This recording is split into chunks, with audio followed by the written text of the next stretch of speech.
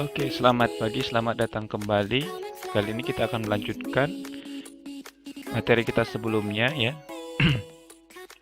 Sebelumnya kita sudah mengimport file berikut ya sebagai acuan kita untuk membuat model 3 dimensi rumah sederhana. Sekarang kita akan mencoba membuat model kolom ya. Sebelum membuatnya kita harus membuat layarnya terlebih dahulu ya. Untuk membuat layernya, kita tinggal masuk ke bagian default tray di sini ya. Kalau default tray-nya tidak muncul, kita bisa keluarkan melalui Windows default tray ya. Atau kalau sudah punya tray sendiri, tinggal dipilih ya. Kemudian dengan mengklik tanda add layer di sini ya. Klik, kita masukkan nama layernya dengan mengetik satu kolom. Enter ya di keyboard. Kemudian kita klik layernya. Jangan lupa untuk diklik. Kalau tanda hitamnya sudah berada di layar kolom, itu berarti dia sudah terpilih layar kolomnya. Tapi kalau dia masih di layar yang lain, berarti itu layarnya adalah layar tersebut ya. Saya ulangi lagi, kita masuk ke layar kolom. Kemudian untuk membuat kolomnya, seperti biasa, kita harus mensketsa penampang atau sketsanya ya. Cara membuat sketsanya itu, kita sorot ya bagian yang mau kita sketsa menggunakan scroll pada mouse ya. Ini zoom in, zoom out, di scroll saja. Kemudian kita pilih salah satu. Nah, untuk menggeser ke kiri dan ke kanan, teman-teman bisa menggunakan hand atau pen ini ya, bisa menggeser ke kiri ke kanan. Untuk men-zoom in, zoom out-nya menggunakan scroll ya, scroll pada mouse. Oke, setelah dekat, kita cari posisi kolom ada, kita coba di posisi kolom paling sudut di sini ya. Kita bisa gunakan untuk mensketsanya, kita bisa menggunakan perintah line di sini atau menggunakan rectangle ya di sini.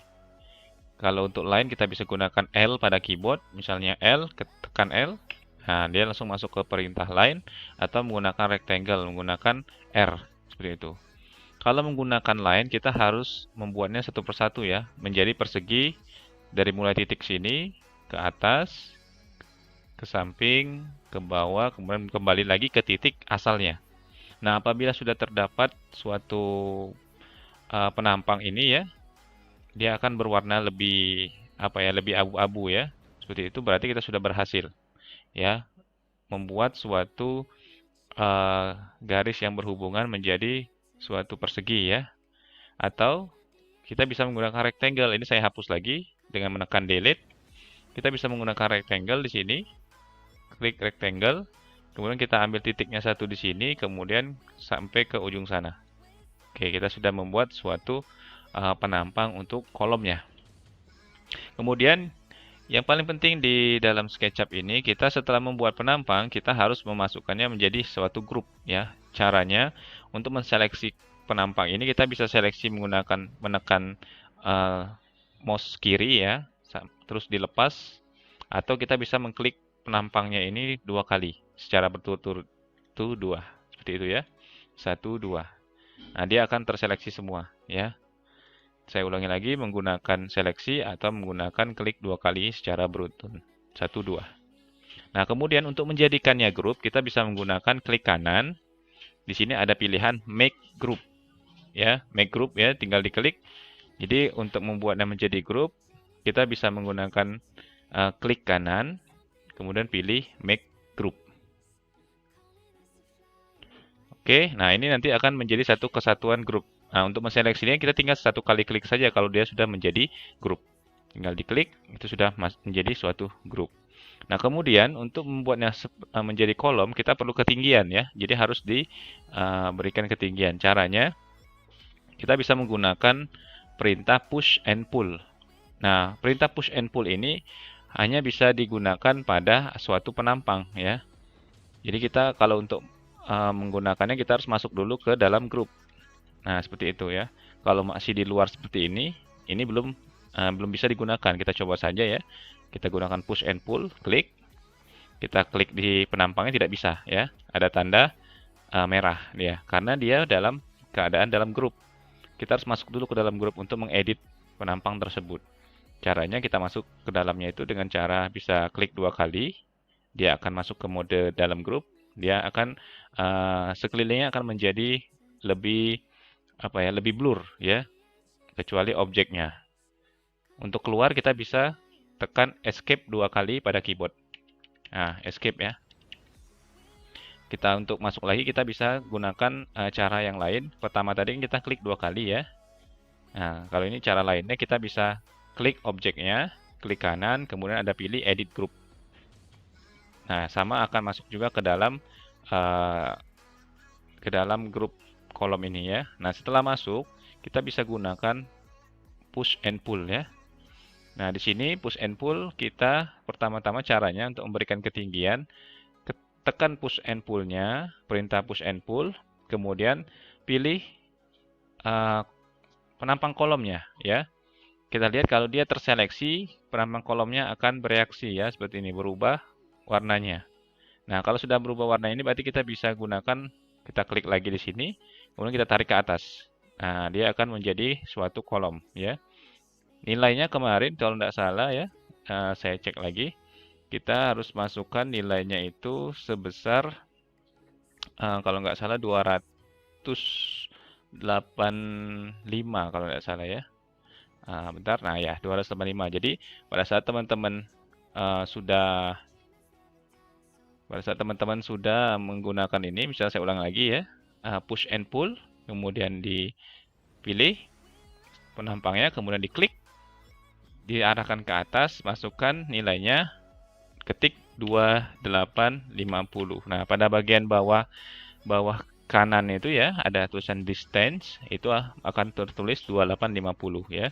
Kalau selesai, diketik 2850, kemudian enter pada keyboard.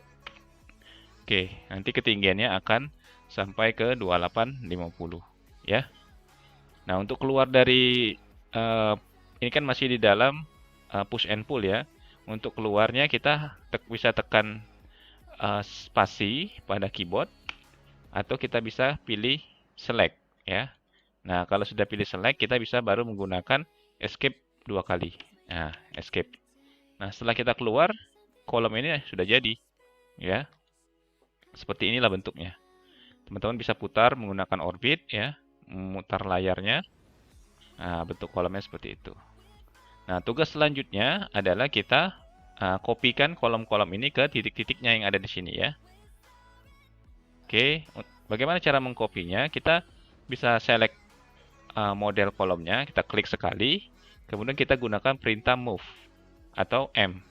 Kita klik saja, move, kemudian pilih salah satu titik yang menjadi titik referensinya. Saya akan gunakan titik di sini saja. Saya klik, nah dia akan berpindah ya, move. Nah, untuk mengkopinya teman-teman tinggal menekan CTRL pada keyboard. Tekan CTRL, kemudian letakkan di bagian kolom. Ingat ya bagian kolom ya. Di sini, satu. Nah, kemudian untuk pindah ke tempat lain, copy lagi, ambil titiknya, CTRL, kemudian copy lagi ke depannya, di sini ada, copy lagi, saya zoom out, CTRL lagi, ke sini, saya copy lagi,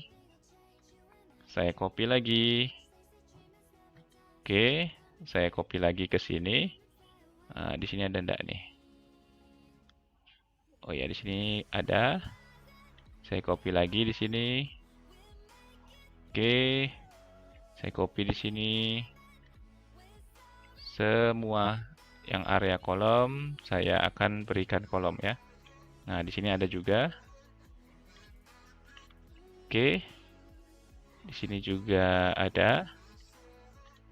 Oke. Di sini juga ada. Kemudian di sini zoom in, zoom out ya. Terus teman-teman semuanya letakkan semuanya di posisi kolom-kolom yang ada ya. Kalau teman-teman susah untuk melihatnya, teman-teman bisa memutar view-nya ya, memutar tampilan dengan menggunakan orbit, putar. Nah, kemudian letakkan kolomnya ya di posisinya seperti itu.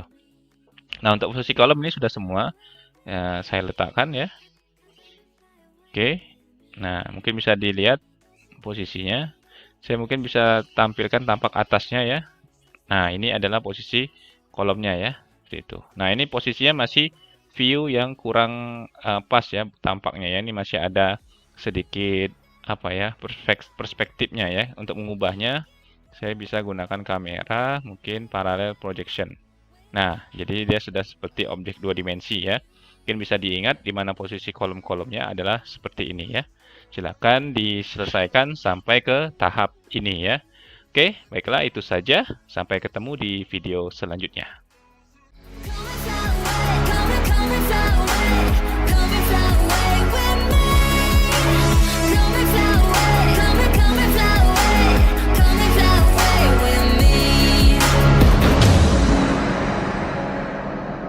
Something's gonna bring the change. Journeys we are meant to take. Something at the edge of space, calling us to fly.